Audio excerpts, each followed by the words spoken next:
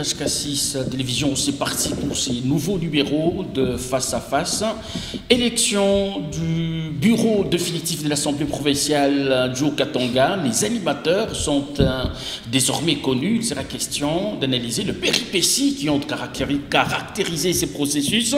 Nous sommes pratiquement à quelques jours de l'élection du nouveau gouverneur ou la reconduction, ça dépendra du vœu des élus. Nous en parlons tout à l'heure et j'ai le plaisir de recevoir pour la première fois M. Sylvain Martial Moulimba. Il est analyste politique, à qui nous disons bonsoir. Bonsoir, monsieur Christian. En face de vous, M. Patrick Kafumi, cadre UDPS. Bonsoir et bienvenue. Bonsoir, monsieur le journaliste, et merci pour l'invitation. Merci bien. Je commence avec vous. Comment vous avez trouvé les déroulements ayant conduit à l'élection de l'honorable Michel Kabwe en tant que président définitif de l'Assemblée provinciale du Haut-Katanga? Merci, monsieur Christian. Merci à tous ceux qui nous suivent en ce moment. Personnellement, je trouve que l'élection a été régulière. L'élection a été régulière et que tout ce qu'il y a eu comme tractation autour, ça a répondu aux attentes de tout homme politique animé de bonne foi. Je pense qu'il n'y a pas assez, ça ne peut pas appeler des débats, parce que tout ce qui s'en est suivi, il y a eu des rétractations, il y a eu qui n'ont pas voulu, mais parfois c'était des manœuvres dilatoires, des tendances à bloquer les fonctionnements ou l'évolution de la suite. Donc vous avez trouvé régulière cette élection du nouveau bureau de l'Assemblée provinciale du Haut-Katanga. Patrick Kafumi, avant l'élection du nouveau bureau, il y a le challenger, l'honorable Longangue, qui a crié tout haut par rapport aux irrégularités. Paraît-il que Michel Kabwe, l'honorable, le désormais président de l'Assemblée provinciale du Haut-Katanga, n'était pas en conformité pour aller jusqu'au bout de ces processus. Monsieur le journaliste, nous avions dit en son temps que monsieur Ladislas Longangue était en train de craindre sa défaite cuisante. Et la preuve il y a ce qui s'est passé là. L'honorable Michel Kabwe a eu pratiquement toutes les voix des élus du peuple qui étaient présents dans la salle du bâtiment du 30 juin. C'était par crainte d'être battu, d'être ridiculisé, qu'il a cherché des manœuvres dilatoires pour détourner l'attention du public sur les résultats des élections et se faire passer pour une victime. Il savait que cela n'aboutirait pas. La procédure a été respectée. La candidature de M. Michel Kabwe ne pouvait pas appeler à une quelconque discussion au moment où, en amont déjà, on avait déjà validé son mandat. Lorsque l'Assemblée provinciale a décidé de valider le mandat de l'honorable Michel Kabwe, c'est parce qu'elle a eu à constater qu'il n'y avait aucune irrégularité par rapport à son statut de député. Donc il avait déjà renoncé à sa fonction. Évidemment, lorsque vous validez le mandat d'un député, cela veut dire que pour vous, vous constatez qu'il n'a plus aucun autre engagement qui peut créer une sorte d'incompatibilité avec la fonction de député provincial. Et ayant validé ce mandat-là, eh bien, la plénière ne pouvait plus revenir sur cette question-là d'incompatibilité ou de quoi que ce soit. Et vous revenez sur cette question-là quel jour? Le jour même des élections. Vous ayant fixé le calendrier électoral, c'est M. Ladislas Longangue qui avait donné ce calendrier-là, qui avait fixé cette date-là pour les élections. Et il a attendu que les élus se soient préparés en conséquence. Arrivé dans la salle de plénière, il envoie l'un de ses secrétaires pour venir dire qu'il n'y aura plus élection, c'est reporté à une date ultérieure, sans aucune raison. Et ce n'est qu'après que les députés se soient décidés de faire une pétition contre lui, qu'ils décident enfin de dire que c'est par rapport à certaines irrégularités. Non mais cela ne passe pas. Donc vous pensez qu'il était conscient de son échec? Évidemment. Et qu'il aurait fallu vu le nombre des monter un scénario. Mais oui, vu le nombre des élus qu'il a à l'Assemblée provinciale, je ne pense pas que cela pouvait lui permettre de gagner ce siège-là, cela ne pouvait pas lui permettre. Alors, l'UDPS a la majorité des élus à l'Assemblée provinciale. C'est tout à fait normal que l'UDPS puisse remporter ce siège de président de l'Assemblée provinciale. Alors, Sylvain Martial, est-ce que les dispositions légales prévoient qu'un bureau d'âge soit déchu en faveur d'un autre bureau d'âge? Est-ce le règlement de l'Assemblée provinciale prévoit cette disposition-là? Partant de la logique de la motion, de la pétition initiée par l'honorable Thomas, moi je pense que, parce que cela relevait il a été magistral. J'ai apprécié ces jours-là parce que personnellement j'ai été présent dans toutes les plénières, depuis les débuts jusqu'à ce que tout soit clôturé. L'honorable Thomas est parti de certains usages de la plénière. Donc, c'était en fait les côtés où on ne pouvait pas continuer à se laisser faire ou se laisser entraîner par ces dilatoires de l'honorable. Non, est-ce que c'est prévu dans le règlement intérieur ou c'était une jurisprudence? D'après les députés initiateurs de cette pétition, ils se sont fondés sur de bases du règlement qui régisse l'Assemblée provinciale et qu'ils devaient à tout prix aussi passer à cela parce que en fait ça sonnait, hein, ça sautait à toute vue pour dire que c'était des manœuvres qui tendaient à dilater les choses et que ce n'était pas de bonne loi de continuer sous cette lancée. Il fallait à tout prix déchoir ce bureau-là. Parce que c'était un bureau, dès le départ, qui avait certains mandats. Le mandat, c'était, entre autres, de valider le pouvoir de nouveaux élus et d'installer les bureaux définitifs. Au moment venu, il fallait aller à autre chose. Je pense personnellement que c'était de tout droit, de déchoir ces bureaux et qu'on pouvait passer à autre chose. Alors, comment vous avez trouvé l'attitude de députés d'ensemble qui n'ont pas pris part à ces élections-là? L'objectif des élus d'Ensemble pour la République, pour ne pas dire ceux de l'opposition, était évidemment de faire pérenniser ce désordre-là, faire pérenniser ce flou et cette désorganisation. Pour eux, c'était cela l'objectif. Lorsqu'ils ont compris que la manœuvre de M. Umbalungange ne passerait pas, ils sont revenus encore pour soulever des motions dans la salle, question que la plénière ne puisse pas se tenir, que les élections ne puissent pas se tenir, que le nouveau bureau d'âge ne puisse pas fonctionner et que l'on revienne à la case départ. Moi, je pense qu'en définitive, à un moment donné, il y a eu une certaine complicité entre le bureau de M.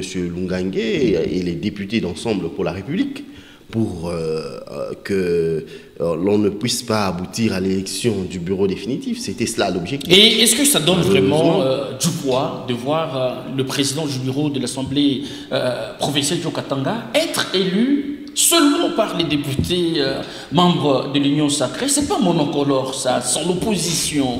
Mais c'est tout à fait normal. Nous sommes en démocratie. Les élus du peuple ne sont pas obligés d'être là. Ils ont le droit de boycotter une élection. C'est leur droit. Mais s'ils décident de boycotter l'élection, est-ce que cela doit empêcher à ce que la majorité puisse tenir la plénière et décider? Pas du tout. Ils avaient le droit de rester dans la salle et de voter. Ils ont préféré brader ce droit-là et même la population est en train de voir les élus qu'elle a eu à envoyer en lieu et place d'aller revendiquer ses droits à l'Assemblée. Ils sont là en train de jouer à la politique de la chaise vide. Il fallait mieux donner ces voix-là.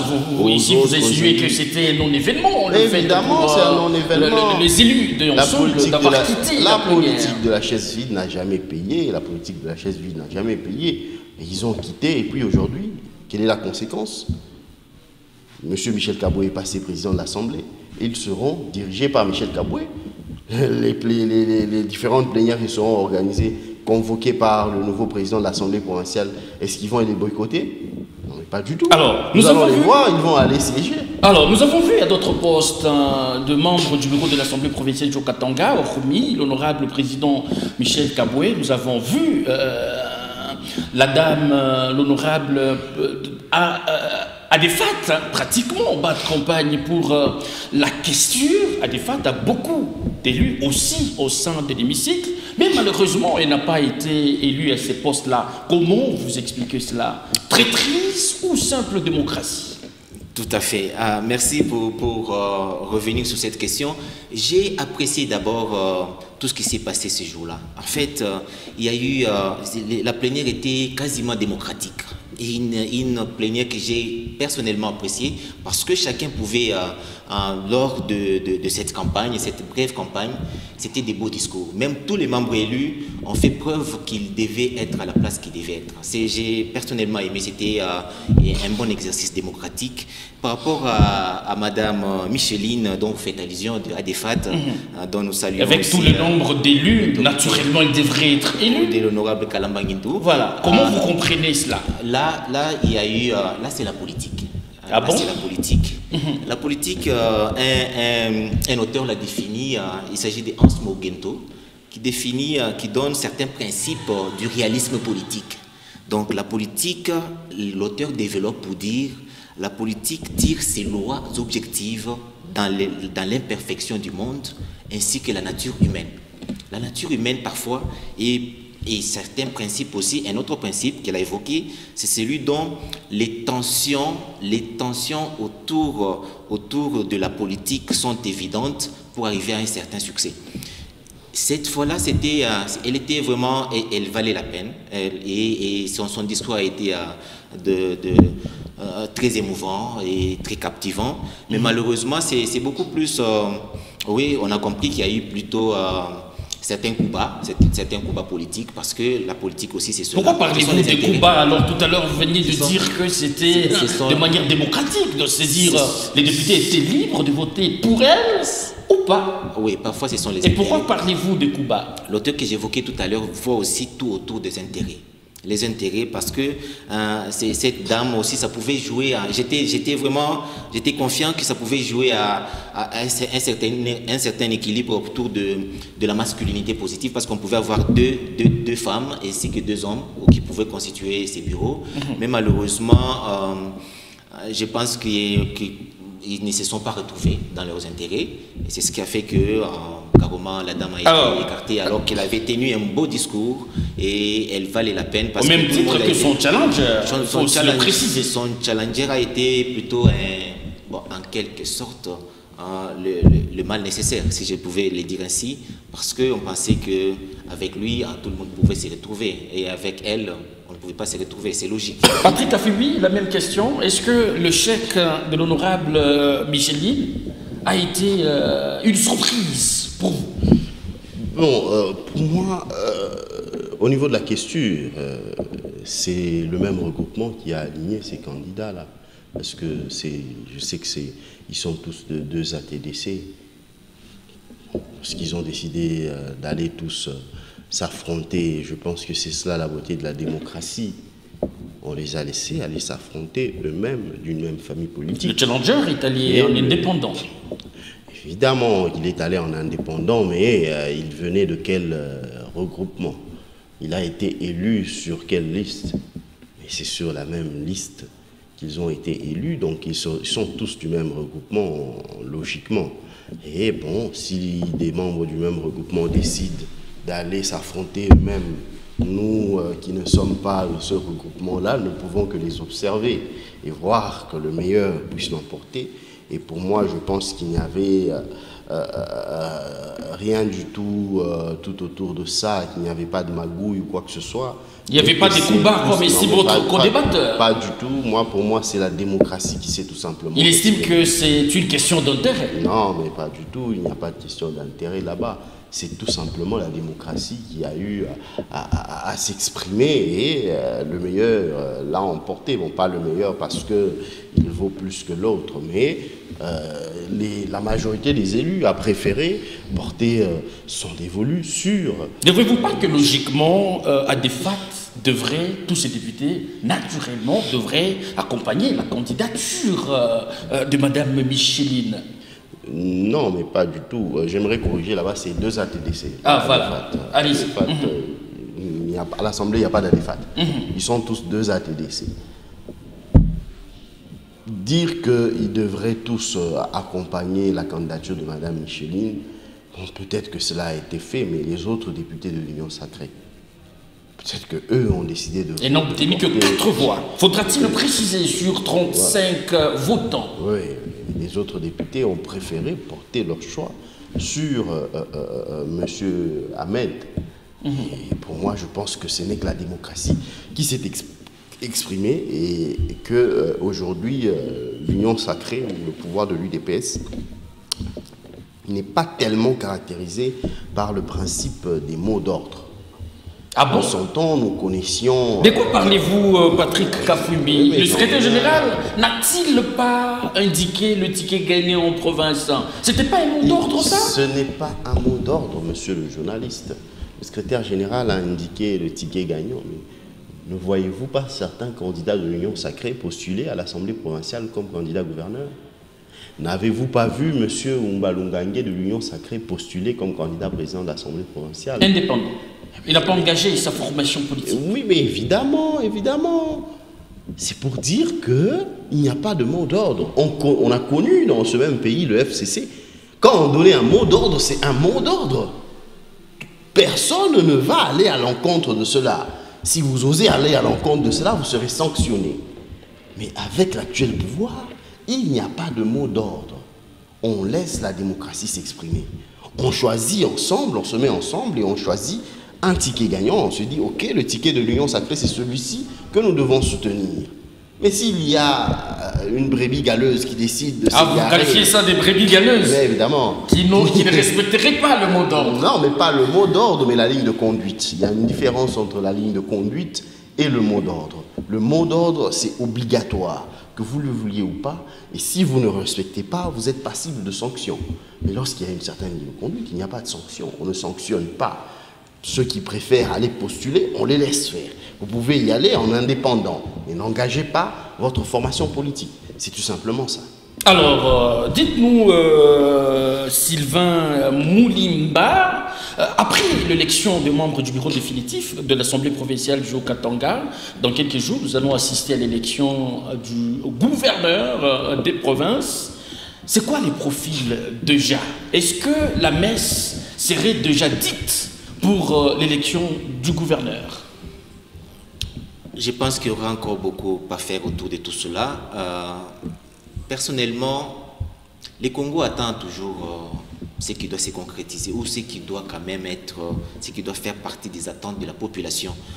Je pense que même s'il y a parfois certaines ententes politiques, mais que ces ententes n'aillent pas au-delà du salut du peuple. On doit nous forger un profil de quelqu'un qui peut, vous voyez, c'est pas pour parce que je me suis résolu d'être toujours objectif. C'est comme par exemple l'élection de l'honorable Michel. Si on a appris qu'il est quand même autour de certains d'un bon profil, il regorge des bonnes qualités. Mais quand on doit aller encore, il a besoin, c'est les duos qui devaient travailler ensemble pour arriver quand même à concrétiser la vision du chef de l'État. Et c'est dans ce sens-là qu'il serait encore judicieux de chercher un candidat qui répondrait à un critère. Surtout, actuellement, la politique, ce sont des valeurs individuelles. Les valeurs individuelles. Même si vous pouvez vous retrouver dans le système avec vos valeurs et que vous êtes étouffé par celles des autres, qui ne vont pas peut-être dans vos attentes ou qui vont plus dans leurs intérêts. Et on a besoin d'un profil des valeurs individuelles. Les valeurs individuelles, c'est notamment, par exemple, quelqu'un qui a des valeurs telles que l'honnêteté, la loyauté, pas de malice, pas de fourberie autour de ses actions politiques. Et ça fait partie de certains critères d'un candidat qui pourra justement aller, parce que nombreux pensent jouer les jeux de la vision du chef, mais en fait, ils ne le sont pas. ne le sont pas. C'est beaucoup plus les intérêts qui priment que de jouer. Et donc on trompe la vigilance sous cette casquette de la vision du chef de l'État. La réalité serait tout autre. C'est une forme de trompe-l'œil, et alors que la population voit tout cela, ça fait toujours mal, parce qu'on veut à tout prix. Aujourd'hui, on devait s'inscrire dans la logique du sphinx de Limete lui-même, parce que c'est lui l'autorité de la formation, de la grande formation politique UDPS. C'est qu'on devait s'inscrire dans la... Je me rappelle une fois lors des funérailles de Nelson Mandela, un des porte-parole de leur parti disait: à ces moments, nous devons nous souvenir de ce qu'aurait dû faire Nelson Mandela. Vous savez, c'est ça même aussi, ce que je vais interpeller à tous ceux qui nous suivront aujourd'hui, c'est qu'ils doivent faire ce qu'aurait dû faire les sphinx de l'humanité, les présidents Étienne Tshisekedi. Vous voyez? Alors, vous venez ici de donner le profil. En fait. Est-ce que de toutes les candidatures déjà annoncées, oui, voyez-vous quelqu'un qui remplirait toutes ces potentialités auxquelles vous faites allusion? Je pense qu'on pourra toujours faire confiance à certaines candidatures, mais j'ai préféré beaucoup plus me réserver sur ces points-là. Mais je pense Pourquoi voulez-vous vous réserver Ou toutes les candidatures seraient éligibles, c'est ça? Pas nécessairement éligibles, parce que certaines candidatures, telles que celles dont certaines personnes ayant déjà certaines attributions, n'ont pas pu... Vous parlez de quelle candidature déjà? Soyez pragmatique. C'est par exemple celle de l'actuel gouverneur. Je pense personnellement qu'il a fait son temps. Il a eu le temps de faire ce qu'il aurait dû faire, mais il n'a pas pu le faire à la manière dont on pouvait s'attendre. Parce que quand le temps est passé, je crois qu'on pouvait laisser beaucoup plus le temps aux autres. Je pense qu'il devait laisser le temps aux autres, même si ça vient du mot d'ordre Votre débatteur ne veut pas entendre parler du mot d'ordre. Peut-être pas mot d'ordre, peut-être des directives du parti.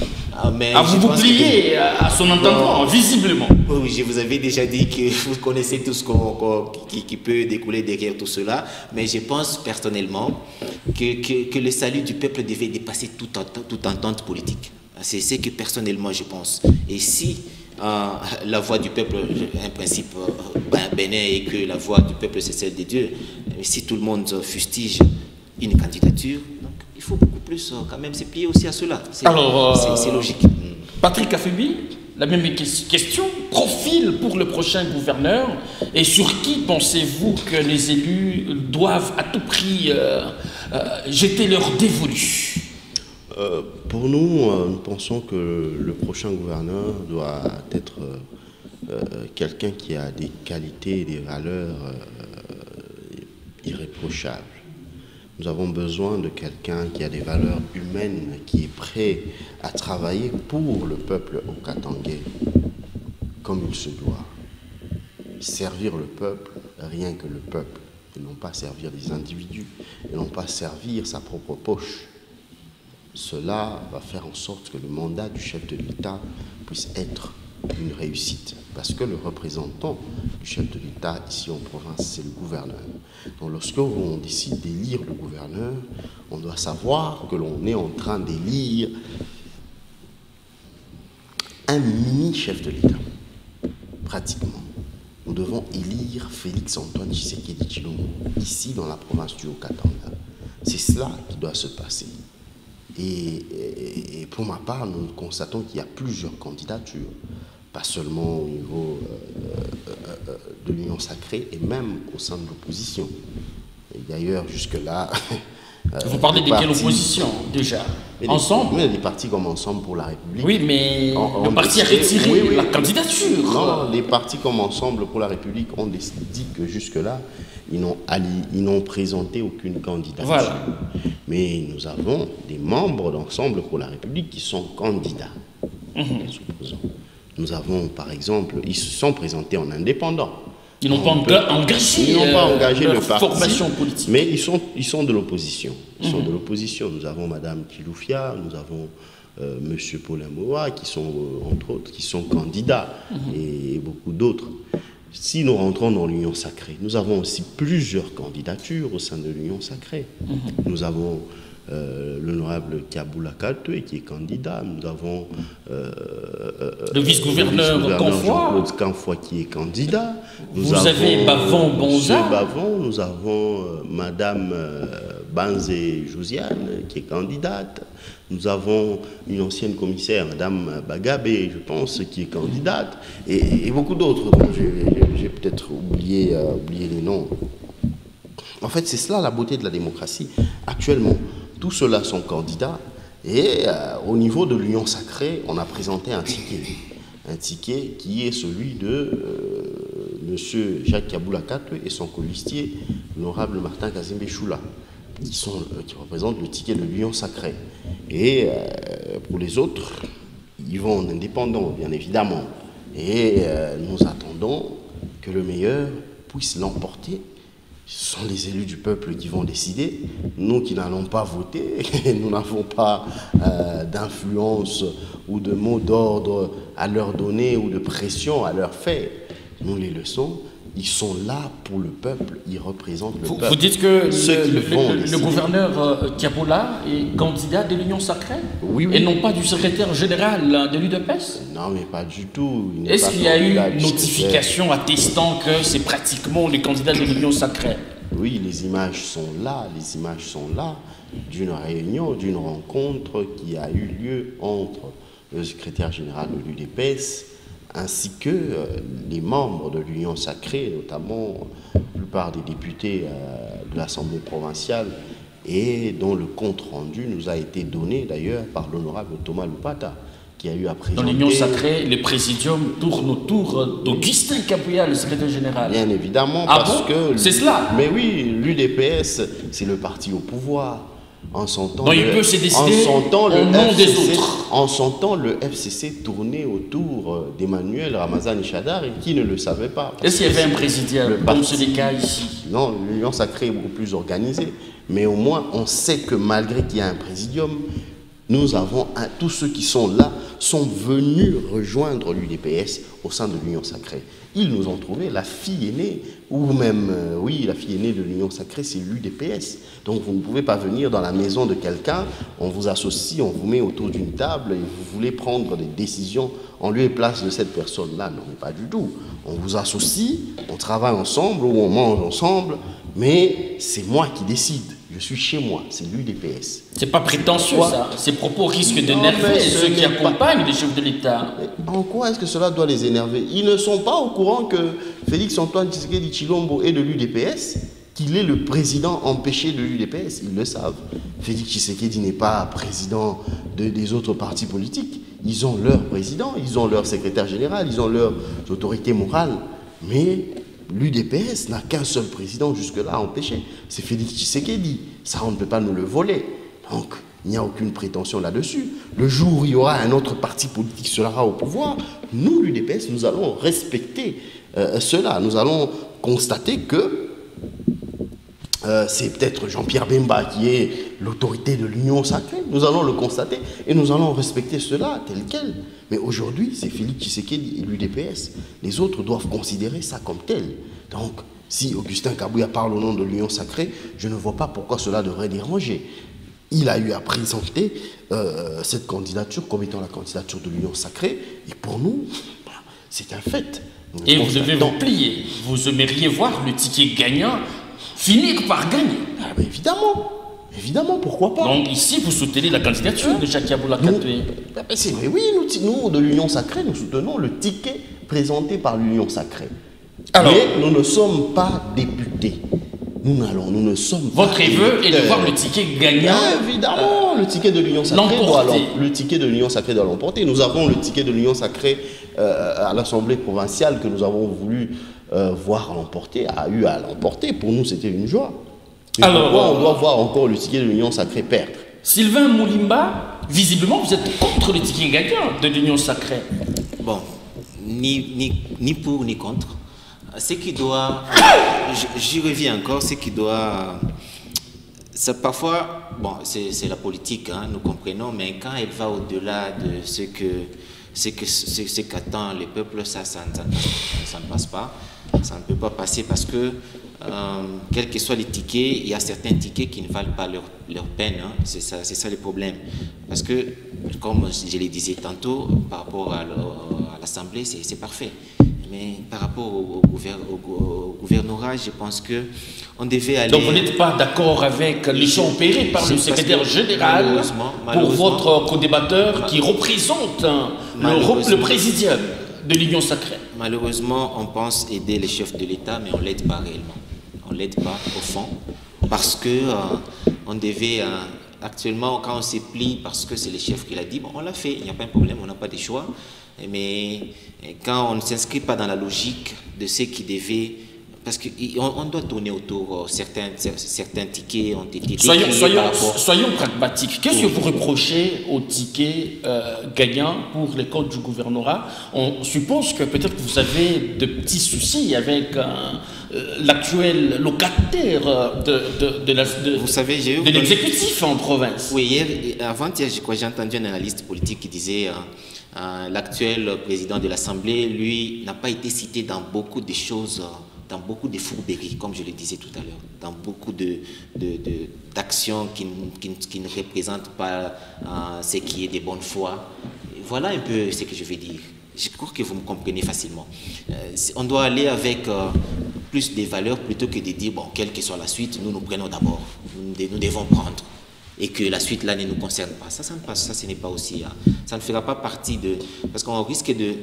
Espérons qu'encore on peut donner une seconde chance à la personne, mais on risque de retomber dans les mêmes faits. On risque de retomber dans les mêmes faits.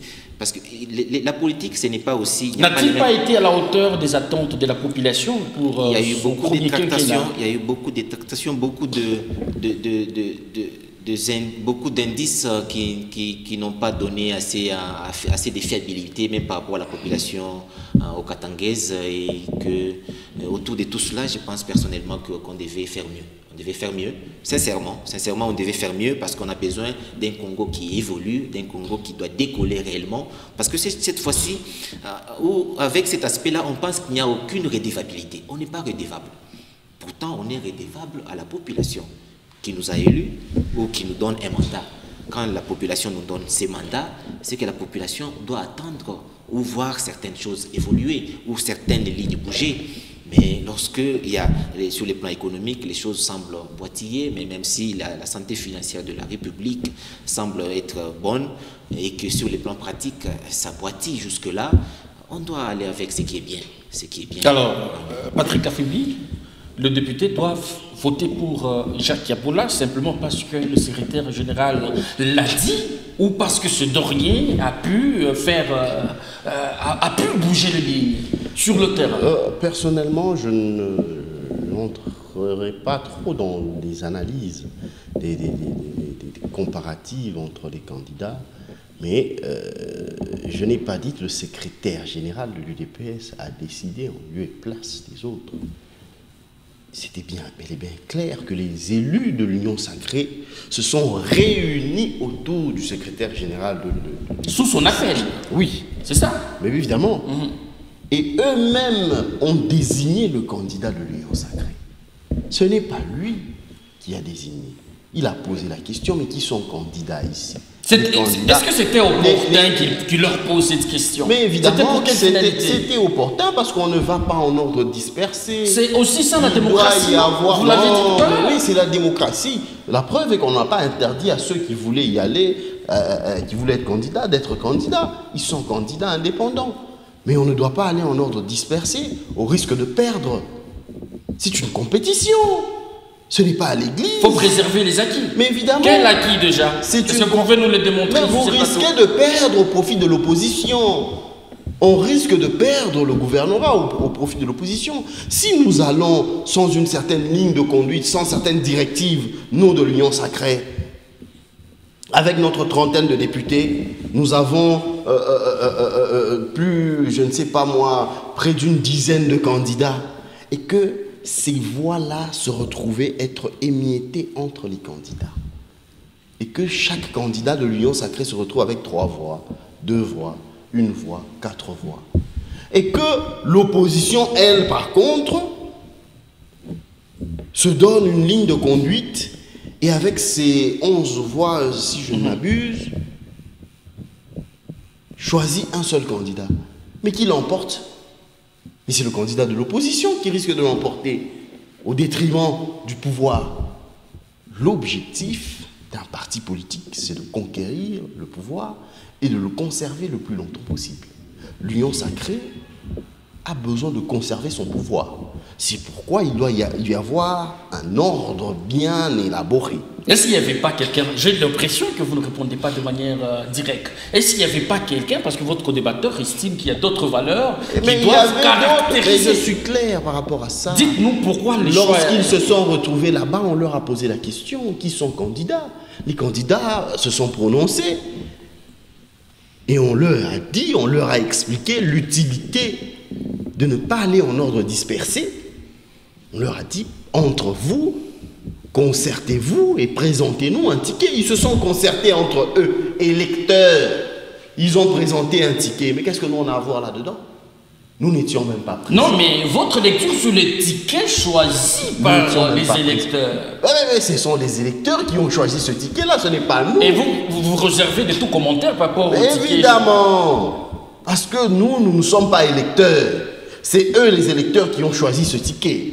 C'est à eux d'argumenter pourquoi ils ont choisi ce ticket-là. Mais votre droiteur nous nous soumettons à approfondir les tickets-là, estimons que ce n'est peut-être pas les bons choix, selon lui. Bah oui, ça c'est selon lui.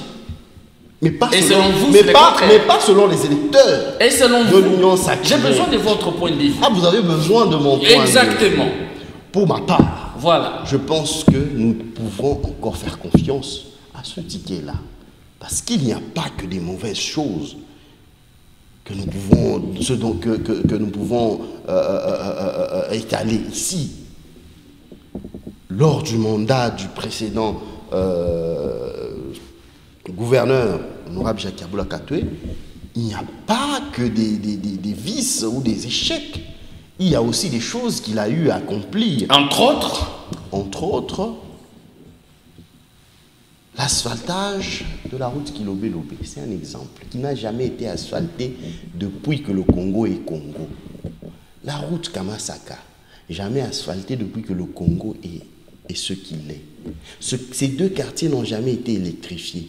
Mais durant les 5 ans de Jacques Yaboula, ces quartiers ont été électrifiés, asphaltés et ont bénéficié même d'un stade municipal.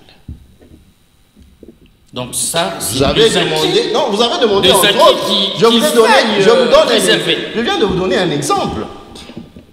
Vous avez posé une question, je viens de vous donner un exemple. Depuis qu'il est au pouvoir, les habitants du quartier Bel-Air de la commune Rouachi ont souffert des embouteillages interminables. C'était chaque jour, chaque matin et chaque soir. Mais le gouverneur, l'actuel, a eu la bonne volonté d'agrandir cette route et de faire que la cette bonne route volonté ou c'était une obligation? Non, mais j'en viens. Bonne volonté, dites-vous. Mais il faut avoir de la volonté. Mais si vous n'avez pas de la volonté, vous n'allez pas le faire, même si c'est une obligation. C'est facultatif, cette fois-là. Mais même si vous avez une obligation, nous avons des gouverneurs qui sont passés, ils avaient cette obligation-là, mais ils ne l'ont pas fait. C'est parce qu'ils n'avaient pas de la volonté. C'est pourquoi je parle de la volonté. Si vous avez de la volonté, vous pouvez le faire. Mais il y a aussi des choses que nous pouvons décrire, notamment l'impayement des agents de la fonction publique provinciale. Ce sont des choses qu'il doit améliorer. Aujourd'hui, la province se retrouve endettée dans des banques, selon certains témoignages. Ce sont des choses qui doivent être revues. Donc, nous sommes objectifs. Nous disons qu'il y a des acquis à préserver. Nous disons aussi qu'il y a des choses sur lesquelles il a échoué. Ça, il faut qu'on se le dise. Et lui, s'il veut travailler comme il se doit, parce qu'il n'est pas gouverneur éternel,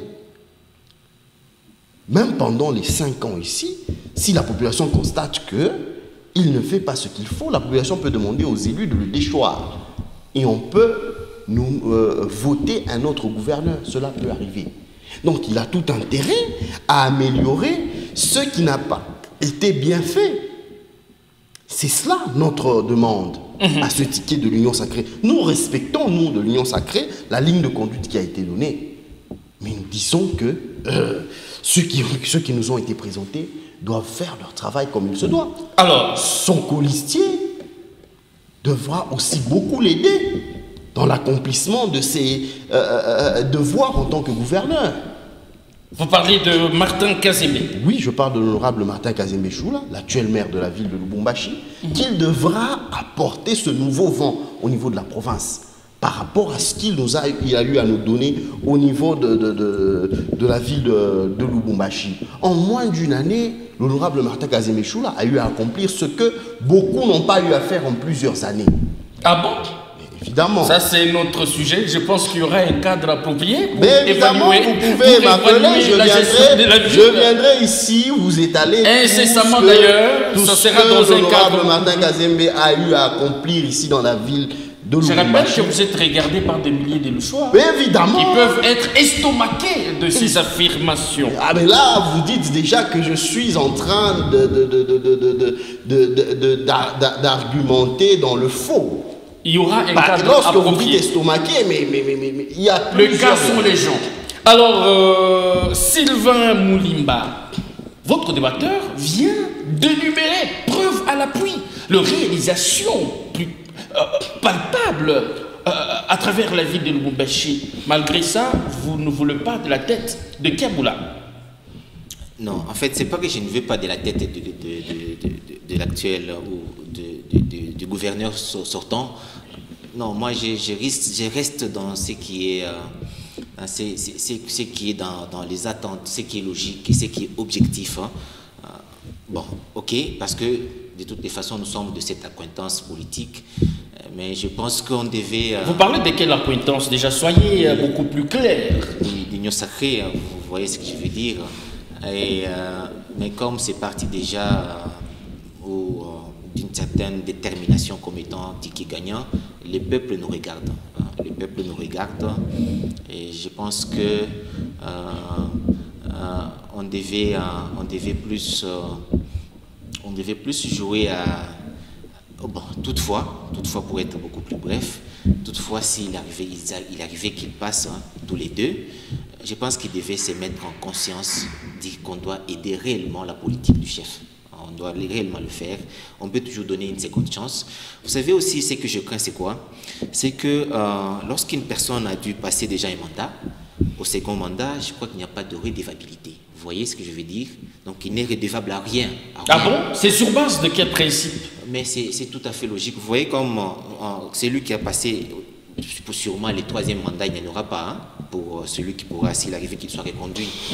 Et cette fois-ci, je crois il sait qu'il est partant. Il est partant. Et vous estimez que il est partant. La redevabilité ne serait même pas... Il peut être déchu par l'Assemblée provinciale. Voilà, très bien. C'est ce que nous prions. Vous priez quoi? Nous prions qu'il soit déchu. Que les choses changent. Ok. Je crois qu'avec l'avènement de l'honorable Michel, il pourra toujours jouer les contrepoids pour que réellement... Alors nous sommes en train de chuter. Est-ce que ce ne serait pas de la complaisance, le ticket gagnant de l'Union sacrée, l'un à l'Assemblée provinciale et l'autre à l'exécutif? Pensez-vous que le contrôle se fera de manière objective? Non, c'est tout à fait logique parce que c'est l'ère de l'Union sacrée.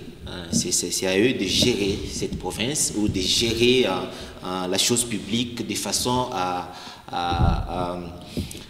atteindre les objectifs ou la politique mise en place.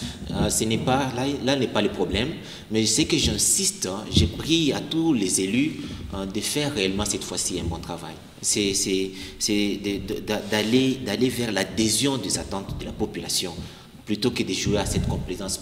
Ce qui est vrai, c'est qu'il y a une certaine forme de complaisance liée aux accointances politiques parce que nous devons, mais même au fond d'eux-mêmes, ils savent que là, il y a beaucoup d'approximations et qu'il n'y a rien de garanti. Alors, face à tout cela, on doit vraiment être rigoureux, même dans les contrôles parlementaires, que l'Assemblée provinciale se mette dans sa fonction de contrôler réellement les services publics. Tous les projets d'intérêt commun doivent être contrôlés et qu'il n'y ait pas beaucoup plus de tendance à la concussion. La concussion, c'est s'enrichir autour des fonctions. Nombreux l'ont fait et que ça ne se répète pas cette fois-ci. Alors, merci, ce sera peut-être ça votre conclusion. Patrick Afumi, le fait de voir l'honorable Michel Kaboué être élu président de l'Assemblée provinciale du Haut-Katanga, le regard reste tourné à l'exécutif. S'il arrivait que l'honorable Jacques Yaboula est réélu gouverneur, on peut comprendre que vous allez devoir, vous, Union Sacrée, vous allez devoir rendre très fort l'homme du secrétaire général, qui du reste, ça craint, il risquerait de s'ingérer d'une manière ou d'une autre dans la gestion de la province du Haut-Katanga.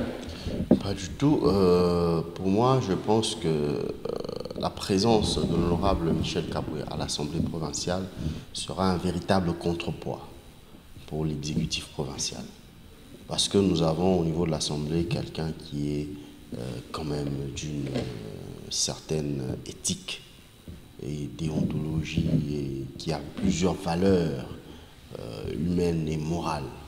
Quelqu'un qui est pratiquement irréprochable dans le domaine de la gestion. Quelqu'un qui est, comme les lingalaphones disent, Maboko Pembe. On ne l'a jamais cité dans des détournements ou quoi que ce soit. Donc, il sera là pour faire son travail comme il se doit. Et redevable à celui qui l'a choisi? Redevable au peuple congolais. Pas à son menteur. Non, mais pas du tout. Il sera redevable au peuple congolais. C'est le peuple qui l'a mandaté à l'Assemblée provinciale. Et c'est le peuple qui a choisi les élus qui l'ont désigné, lui, comme président de l'Assemblée provinciale. C'est pourquoi je dis qu'il sera redevable au peuple congolais. Et je peux vous assurer que l'exécutif provincial n'a qu'à bien serrer sa ceinture. Parce que s'il ne gère pas comme il se doit, ben il va sauter. Il va sauter. L'honorable Michel Kaboué ne lésine pas. Il ne serait pas déjà dans les officines de l'UDPS de faire bouger à chaque fois qu'il y aurait erreur à l'exécutif? On le fait sauter et l'UDPS finalement aura la même mise et à l'Assemblée et à l'exécutif. C'est pas ça le dessous de carte. Non, mais pas du tout. Si l'UDPS voulait avoir la même mise sur l'Assemblée et l'exécutif, l'UDPS l'aurait fait. L'UDPS l'aurait fait. Parce que l'UDPS a la majorité à l'Assemblée provinciale. Mais l'UDPS a décidé de donner l'exécutif à un allié. Ardev, on lui place de l'UDPS. Donc déjà en amont, on n'est pas égoïste, on n'est pas gourmand, on préfère gérer avec les autres. Alors pourquoi vaut mieux que je gère moi-même, on lui place de donner à quelqu'un et puis de chercher des moyens pour l'enlever de là. Il n'y a pas de cadeau en politique, on les rappelle ici. Oh mais monsieur... Vous faites exception, c'est un cadeau? L'UDPS ne fait pas de cadeau, mais l'UDPS n'est pas égoïste tout simplement. C'est cela qu'il faut comprendre. Nous sommes dans l'Union Sacrée et nous sommes appelés à gérer tous ensemble. C'est cela qu'il faudrait comprendre par là. Donc, l'exécutif provincial doit bien faire son travail, ou sinon l'Assemblée sera là pour faire aussi son travail. Ce ne sera pas une assemblée comme nous en avons connu avant, des assemblées qui étaient complaisantes. Non, mais pas du tout. Ce sera une assemblée qui va faire son travail de contrôle parlementaire. Alors, Patrick Afimbi, je rappelle que vous êtes cadre UDPS. Merci d'avoir répondu à notre invitation. C'est moi qui vous remercie, monsieur le journaliste. Sylvain Martial Moulimba, vous êtes analyste politique. Merci d'être venu. Merci beaucoup. Merci, Christian. Merci à vous qui nous avez suivis à travers le monde. Nous vous retrouvons très prochainement avec la même détermination. D'ici là, portez-vous bien et à très vite.